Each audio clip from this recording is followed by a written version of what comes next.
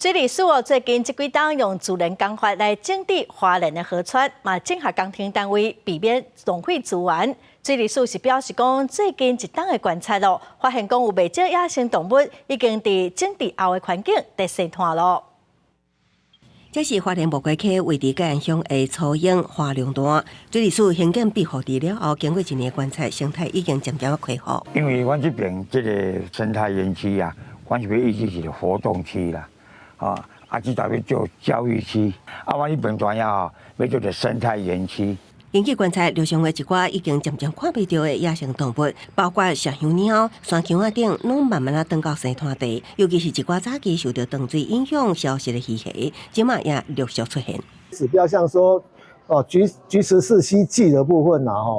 像是日本秃头鲨等等我想这个部分随着这个环境保护的部分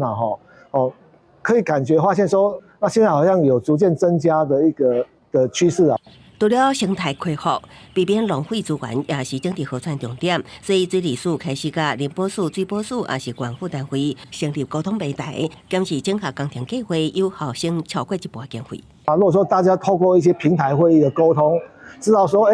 这个点有哪几个单位会有一些经费的挹注，那大家能够透过这个协调合作的方式，让很多东西就能够钱花在刀口上。除了木瓜溪9号分水也伫受到风台摧毁爱重建的风南堤，伊就是共法进行整治，有效兼顾风防安全甲生态维护，正做民众甲各机关学校户外教学观摩的教室。记者综合报道。